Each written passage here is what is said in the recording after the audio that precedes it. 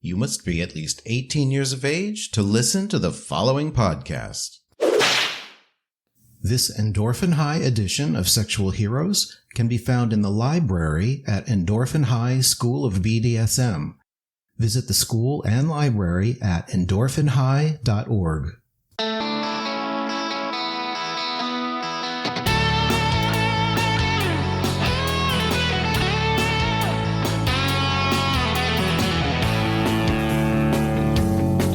Robert Black, and you are listening to Sexual Heroes. If anyone deserves the title Sexual Hero, it's Bob Miller. This grassroots civil rights and litigation attorney is the president, executive director, and co-founder of the Cleveland Leather Annual Weekend, better known by its acronym CLAW.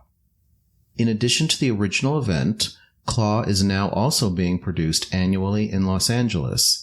The event features hundreds of exhibitors and breakout sessions led by kink educators. Since beginning in 2002, CLAW has donated nearly $1 million to organizations within the leather community. Bob is the founder and executive director of the Leather Hall of Fame, which recognizes individuals and organizations that have made substantial contributions to the community. Since 2014, he has been on the Leather Archives and Museum Board of Directors and co-chair of the Development Committee.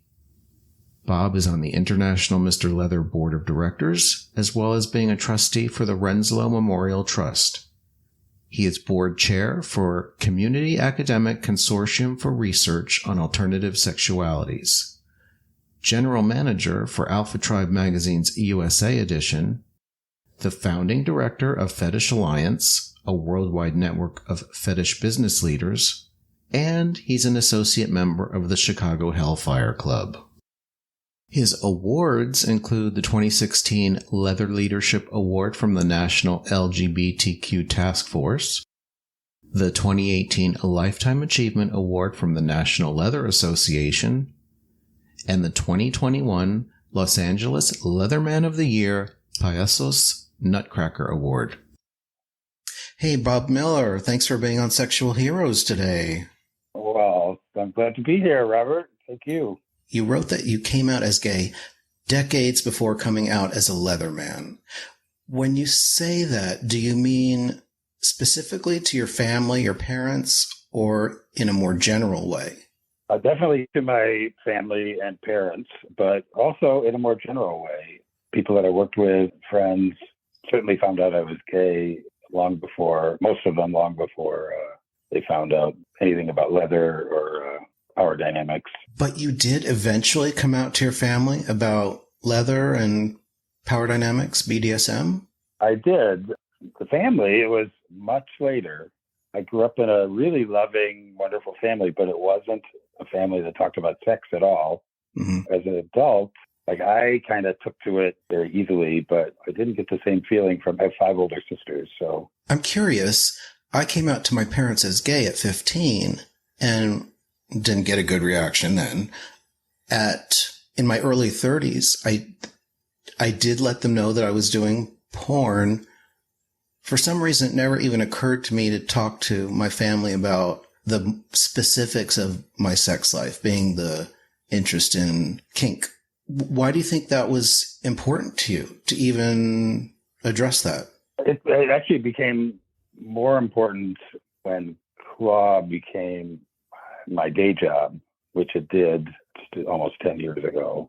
And even before it was, when I was still a volunteer, but it was consuming my life, make vague references to Cleveland and fundraising and gay, and they never got the whole story. And it just felt dishonest and uncomfortable. It was easier to let it out.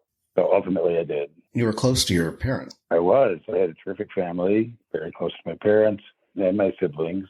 When we got married, when Jim and I got married, which wasn't until 2014, it was here in Palm Springs. There's a big sort of surprisingly popular destination wedding with all these people coming from CLAW, from the leather community, from family, from academia, from every part of life, high school friends. So we knew they were all going to be together and they were all going to learn a bunch of stuff. So we just we helped that along. The worlds were going to collide whether you liked it or not. Yeah, and it was terrific. Our wedding was one of the few where the wedding was, in a way, more fun than the reception. It involved everybody that was there. There were 80 people there, and they all were involved. How so? I mean, I'm an event guy, so I, of course, could not do anything simple. I went around for 2 months buying, secondhand champagne glasses so that everyone eventually had 80 of them. In advance of the wedding, they got color-coded with different types of ribbon, different colors of ribbon, depending on certain categories of people. And some glasses had more than one color. Then during the wedding, each of the colors were explained, and so people would be able to see who they were sitting next to, where they came from, and everyone from that group would have to stand up when they were announced. And so it was like an icebreaker. We also let everybody drink for at least an hour before the ceremony started. Was one of the colors to identify you as a kinkster? Black leather ribbon was your kinkster. And then if there was also a sort of leather flag blue ribbon, that meant that you were also part of Claw. A lot of people were both those things. And purple was, you're from Minnesota, go Vikings. To add to your first question, I started riding a motorcycle because it was a way to explain wearing leather all the time. And I know a lot of guys do that or did that. Mm-hmm. I'm not a motorhead, machine head guy. In my late 20s, I thought this would be great. It is great. Because when you're on a motorcycle, you wear leather every day. Leather is a big part of your identity. It's not just about being kinky. The gear itself, yeah. You wrote, "I have always been a bottom who looks and acts like a top." Can you explain that?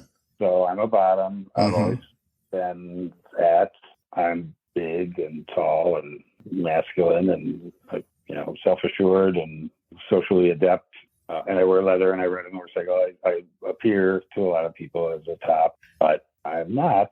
The response to you with those traits has been people expect you to be a top. I really expect or really want me to be a top, or looking for that 10% active thing. And that 10%'s not there for you. Is that right?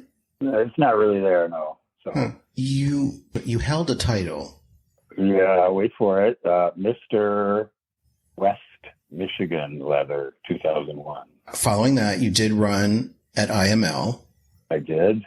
I'm misquoting you now probably, but you said if you had seriously wanted to win, did you not? I was there mostly to have fun. I did not prep the way some of those contestants did. I mean, I can point to an interview question that it was a gimme. It was a gift, and I totally blew it. The question was from a friendly judge, what is the thing you're most proud of in your life? That's a question you can be ready for. I had been an attorney. I had done gay rights impact litigation for Land Illegal. I had won cases that were supposed to, people said we weren't going to win, and I managed to win them. Any of that, they were beating it up. I said, I was so strong when I broke up with my last boyfriend. Ridiculous. Did you sabotage yourself? I didn't sabotage myself. I just didn't prepare. I guess I didn't go in with the sort of, this is a job interview, and you got to treat it like that. And that's what came to your mind. Yeah, that's what came to my mind. Crazy. You're a co-founder of Claw, and when that concept was developed, it very purposefully did not have a contest connected with it. Correct. So I'm curious. There are many events, obviously, that are connected to contests, and I know that a large percentage of event attendees won't even go to the contest. Why was it important that this event that you co-founded not have a contest in it?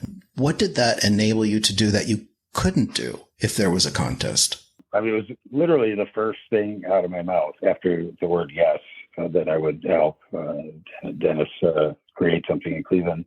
I didn't know how great an idea that was at that moment, but I knew it was a good idea because we were going around the country to all these step-down events of our AML brothers.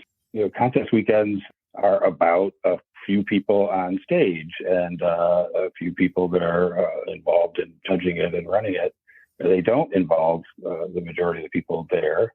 By not having that, it opened up every other possibility.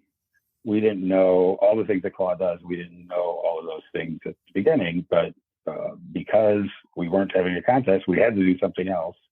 I mean, very quickly, it became, the idea was it would be a nonprofit. It would be like a charity weekend, and we could have a silent auction, and we could have some education, and we could have a field trip, and we could involve the Cleveland area, a nonprofit community.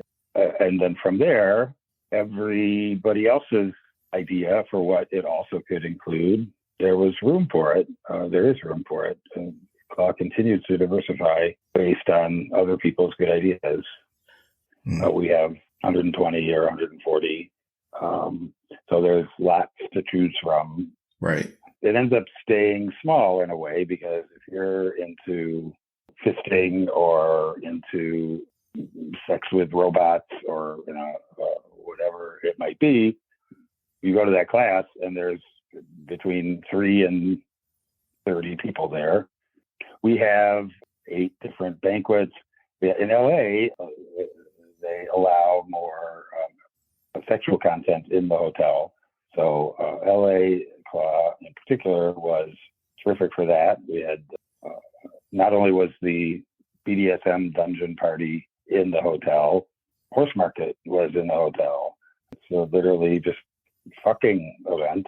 Payasos events were a mixture of dancing and cruising and sex.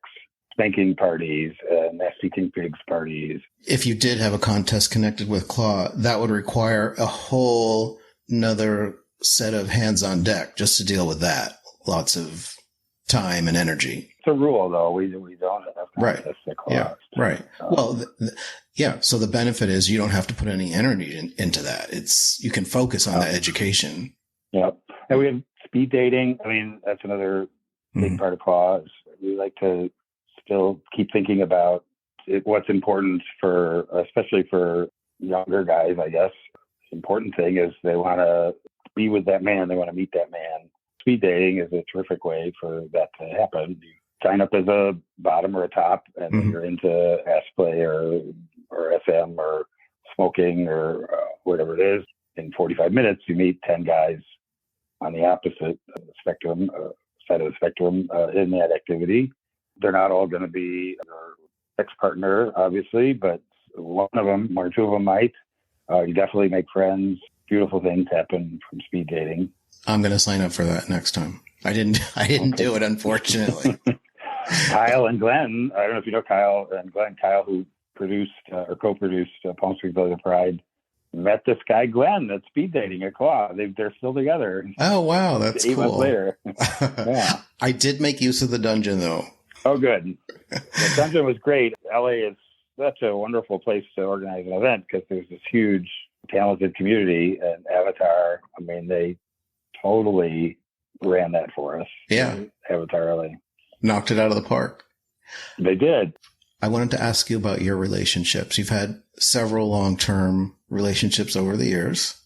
To what degree has leather and BDSM been a part of those relationships?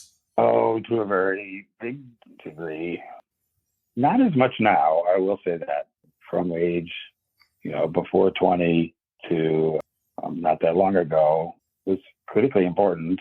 Yeah, all of my relationships had a dom sub element, had a gear and BDSM element. Actually, my current relationship, which is relatively new, is less of that. It's wonderful. He's top. I mean, it's not like I'm giving up on that, but it isn't as focused on those things as my past relationships. Yeah. I mean, the longest relationship was Jim. And how long was that? 16 years, I guess, Yeah. depending on how you measure it. And it did start off as master slave, and Jim was sort of newer to it. He wasn't of the community the way I was. I think all relationships are unique. Any two people, any combination of two people, it's going to be unique. So, and ours was no different. And in the beginning, he tried to, he read books and stuff. He tried to be very formulaic, and he realized that really isn't going to work for whatever reason or combination of reasons.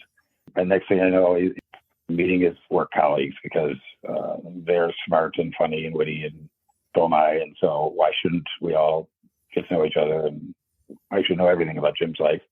So he was ready to retire early he was a professor in school in Wisconsin, and moved to this house in the woods where I lived in Michigan. I did not expect someone to move there. I thought I would move wherever the man I met lived.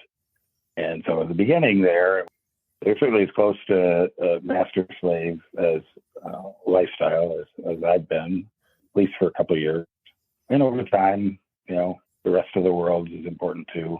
It's difficult maintaining a 24/7 master-slave relationship or any power dynamic relationship over an extended period of time. Yeah. When there's piles of laundry that need to be tended to, and decisions about where you're going for dinner, and cleaning the house, and just everyday life, and going to work, and trying to keep it dom sub 24/7. Most people cannot do it. Indeed. What would you tell people who have that fantasy of 24/7 master slave? What would you say to them? Would you say it's possible? Would you have a suggestion for them? I would say if it's their fantasy, then they should respect that. I respect that. They definitely should pursue that in some way, but they should remember that life is very dynamic, and they are a omnidimensional being. And when it comes right down to it, it's either the fantasy master slave is either going to be impossible or not as pleasant as they think. They should be open to just being themselves and allowing their partner to be themselves, and letting the relationship be its own thing, and don't label yourself. I think the words master and slave are actually somewhat problematic too. We're almost better off without the label. I think that you just mentioned the laundry and housekeeping. I mean, I had no trouble continuing to do that. How I'm wired, very service oriented and very task oriented and very energetic. And Jim is very, very good at leisure. But when it came to, deciding stuff, interacting with people professionally and socially, I wanted to be myself, and he wanted to be with me. So I didn't appear like a slave to anybody. Person that we're then giving advice to, it's be yourself, seek happiness. Don't foreclose some happiness because it doesn't fit into the fantasy. I'm in I would say a kink discordant relationship now we're almost 20 years in, and it's going very well like that. So I think, nice. So it's every relationship is different. Yep. At IML, you did have a speech prepared, or at least a theme for a speech prepared. And I'm going to read your description of that speech that you had sent me. You wrote, "Our world is still in the early stages of understanding sex. Leather and BDSM were, and for most, still are, hidden, deviant, unhealthy, illegal, and more. But I foresee a day in the future of understanding and enlightenment, one that looks back at the leather communities that emerged beginning in the 1950s and regards us as heroic trailblazers. We stood up to that widespread condemnation and taught each other the truth about our loving and healthy spirits."